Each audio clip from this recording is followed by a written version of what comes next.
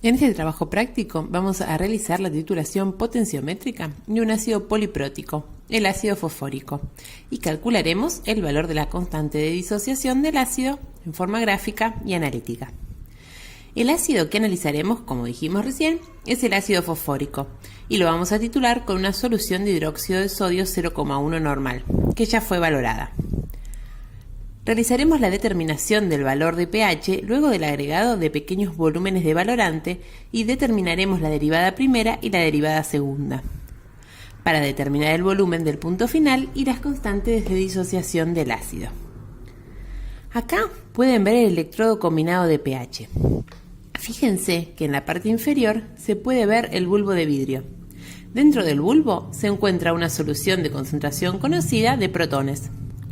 La diferencia de potencial entre las caras externa e interna de la membrana es la que determinará el valor del pH medido, ya que el único parámetro que tiene influencia en el establecimiento del potencial que varía es la concentración de protones que está en contacto con la cara externa del electrodo.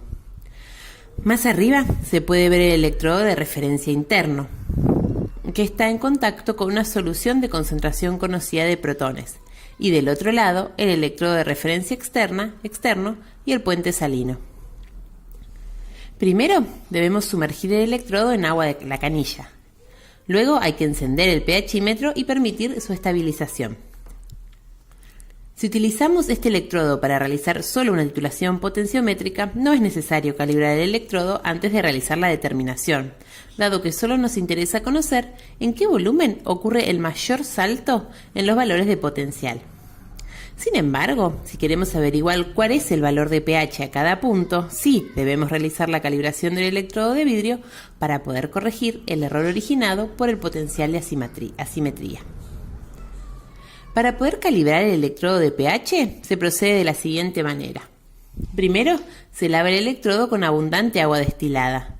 Después, se sumerge en un buffer de pH 7 y se aguarda hasta que el equipo indique lectura estable. Posteriormente, se repite esta operación con buffers de pH 4 y de pH 9.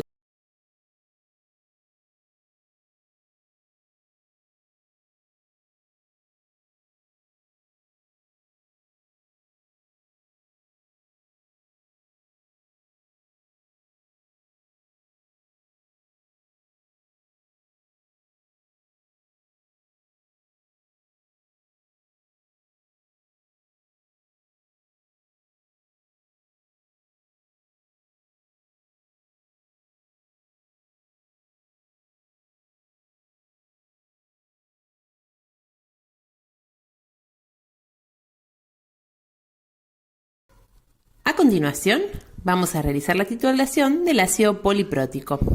Lo primero que hacemos es colocar 10 mililitros de la muestra de ácido fosfórico en un vaso de precipitado y lo diluimos con agua destilada.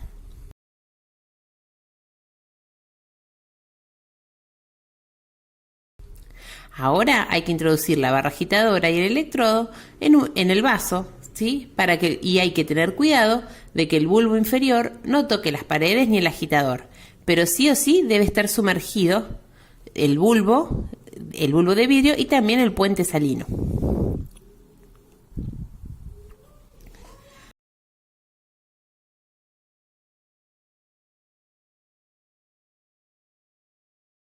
Ahora se coloca la bureta con el hidróxido de sodio, de modo que el pico quede próximo al nivel de la solución. Hay que medir el pH inicial y comenzar a agregar hidróxido de sodio de a 1 mililitro por vez, registrando los valores de pH después de cada agregado hasta que el pH sea igual a 12.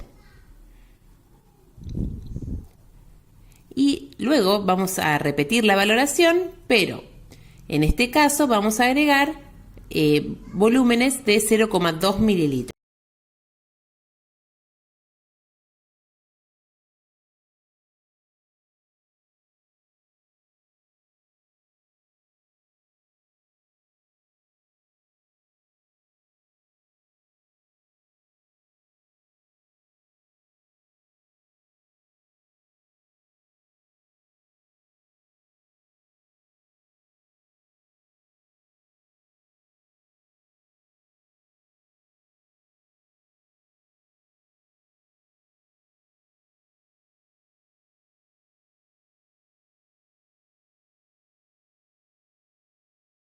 Para el tratamiento de los resultados, les vamos a enviar una planilla con los datos que obtuvimos al realizar la titulación potenciométrica del ácido fosfórico.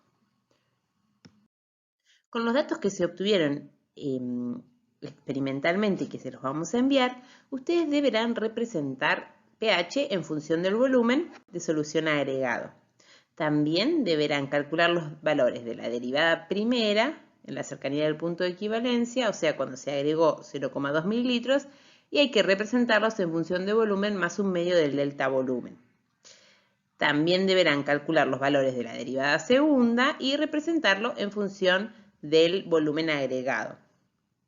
Fíjense que para poder realizar los cálculos de la derivada primera y la derivada segunda, les conviene realizar una tabla como la que se muestra en la diapositiva, ¿sí? Para poder realizar los cálculos y poder obtener así cuáles son los valores de la derivada primera y la derivada segunda obtenidos en este trabajo práctico.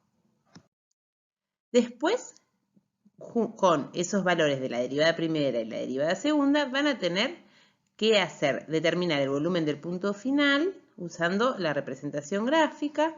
También van a poder calcular el volumen en el punto final de forma analítica, ¿sí? Fijándonos en qué punto cambia cuando la derivada segunda pasa a estar, cambia el signo, ¿sí? Pasa a estar, por ahí si es positivo pasa a estar negativo, si es negativo pasa a estar positivo, es decir, cuando pasa por el 0, ese va a ser el valor de del volumen del punto de equivalencia.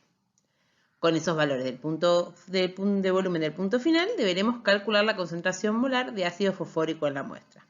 Y por último, vamos a tener que calcular los valores de la constante del ácido fosfórico y compararlos con los valores dados en la literatura. Para poder calcular las constantes de acidez, se puede seguir el siguiente cálculo.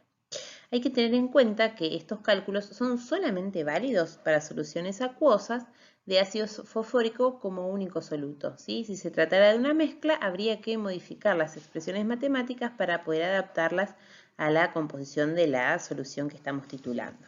Entonces, primero vamos a mirar la expresión de la constante de acidez, ¿sí? Sabemos que la constante de acidez es igual a la concentración de protones por la concentración de fosfato diácido dividido la concentración de ácido fosfórico, ¿sí? Para poder calcular cada uno podemos partir del pH inicial, ¿sí? En el pH inicial, en la solución de ácido fosfórico se encuentra el siguiente equilibrio, ¿sí? El ácido fosfórico está en equilibrio con protones y el fosfato diácido, ¿sí? Se presenta este equilibrio. Entonces nosotros podemos saber que la concentración, a partir de este equilibrio, podemos deducir que la concentración de protones va a ser igual a la concentración de fosfato diácido, ¿sí?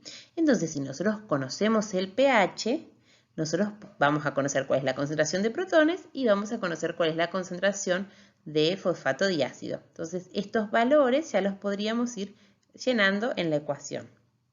Ahora, nos falta conocer cuál es la concentración de ácido fosfórico. Para eso, vamos a tener que realizar el siguiente cálculo, ¿sí? La concentración de ácido fosfórico va a ser la concentración analítica menos la parte que está disociada, ¿sí? Y para conocer la concentración analítica de ácido fosfórico, vamos a tener que averiguar cuál es el número de miliequivalentes de base, ¿sí? De titulante que se gastó hasta llegar al primer punto de equivalencia. Y de esa forma vamos a poder conocer cuál es la concentración analítica. Entonces, para calcular esta concentración analítica vamos a multiplicar el volumen de base en el punto de equivalencia por la normalidad del titulante, ¿sí? Dividido el volumen inicial en mililitros, ¿sí? Y a esto se le resta la concentración de protones, que sería la concentración sería equivalente a la concentración del ácido disociado. Bueno, otra posibilidad para realizar los cálculos y que también es válido para mezclas realizando algunas modificaciones, consiste en elegir un punto cualquiera de la curva de titulación en el cual se pueda calcular la concentración de las especies que figuran en la expresión de la constante. En primer medida vamos a elegir el punto A, ¿sí?, en el cual se ha titulado alrededor del 50% del primer protón. Si planteamos la ecuación de balance de cargas, nos queda que la concentración de sodio más la concentración de protones es igual a la concentración de oxidrilos más la concentración de fosfato diácido más 2 veces la concentración de fosfato monoácido más 3 veces la concentración de fosfato. Y también podemos plantear a qué es igual la concentración analítica del ácido. Y eso va a ser igual a todas las especies en las cuales se puede disociar el ácido fosfórico, ¿sí? Ácido fosfórico más la concentración de fosfato diácido más la concentración de fosfato monoácido más la concentración de fosfato, ¿sí? Estas expresiones podemos simplificarlas despreciando algunas especies, considerando que su concentración es lo suficientemente baja como para poder despreciarlas, ¿sí? Entonces, en la primera ecuación, en la ecuación 3, podemos despreciar la concentración de oxidrilos, ¿sí?, la concentración de fosfato monoácido y la concentración de fosfato. Y de esa forma nos va a quedar que la concentración de sodio más la concentración de protones es igual a la concentración de fosfato diácido. Y de la misma forma vamos a poder despreciar también la concentración de fosfato monoácido y la concentración de fosfato, porque la suponemos lo suficientemente baja como para poder despreciarlas, en el cálculo de la concentración analítica, ¿sí? Entonces la concentración analítica va a ser igual a la concentración de ácido fosfórico más la concentración de fosfato monoácido.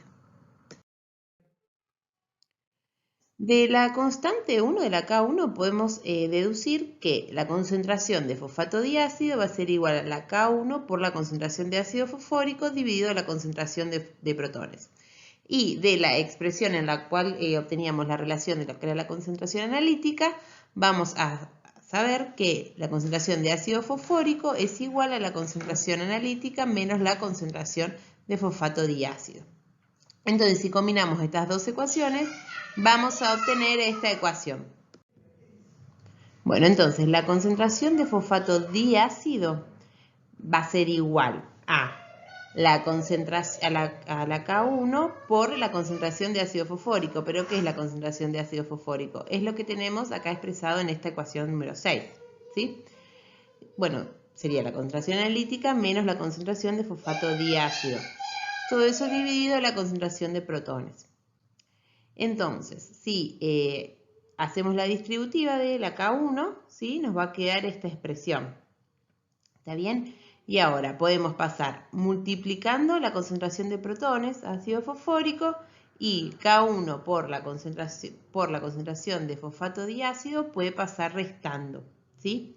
Ahora, si reagrupamos, ¿sí?, nosotros podemos decir que la concentración de protones más K1 por la concentración de fosfato diácido es igual a K1 por la concentración analítica. Y si eso que está multiplicando lo podemos pasar dividiendo y vamos a obtener esta expresión. Bueno, con la ecuación que obtuvimos recién la podemos reemplazar en la ecuación del balance de carga, ¿sí?, que habíamos visto hace un ratito. Entonces vamos a obtener esta expresión si reemplazamos en el balance de carga la concentración del fosfato diácido, ¿sí?, que sería con la ecuación 7 que vimos antes, ¿sí? Entonces nos queda que la concentración de sodio más la concentración de protones es igual a la K1 por la concentración analítica dividido la concentración de protones más K1. Si reordenamos, ¿sí?, y despejamos K1, nos va a quedar esta expresión. Todos los valores que tenemos necesarios para poder resolver esta ecuación lo podemos calcular a partir de los datos de la titulación. La concentración de protones lo vamos a poder saber a partir del pH del punto A. La concentración de sodios va a ser igual al número de 1000 equivalentes de base agregados hasta el punto A, dividido por el volumen en ese punto. ¿Está bien? Entonces, el volumen que agregamos por la normalidad dividido el volumen en ese punto, ¿sí? Y la concentración analítica va a ser la concentración analítica del ácido fosfórico corregida por la dilución en el punto A, es decir, el volumen que se agregó en el punto de equivalencia por la normalidad dividido el volumen agregado. Entonces, si nosotros reemplazamos todas estas expresiones en la ecuación número 9, vamos a obtener esta nueva ecuación que nos permite calcular, con los datos obtenidos, nos permite calcular la K1. y si en este caso sería la K1 si elegimos el punto A, pero si nosotros elegimos otros puntos de la curva, vamos a poder calcular la K2 y la K3. También se puede realizar el cálculo a partir del gráfico que obtuvimos cuando realizamos la titulación. ¿Por qué? Porque sabemos que cuando el volumen agregado se corresponde exactamente a la mitad del volumen en el punto de equivalencia, sabemos que pH es igual a pK. Entonces, podemos mirar en el gráfico, o sea, podemos calcular cuando es a la mitad del volumen del punto de equivalencia, miramos qué pH es y podemos calcular cuál es la concentración de protones y eso va a ser la Ka.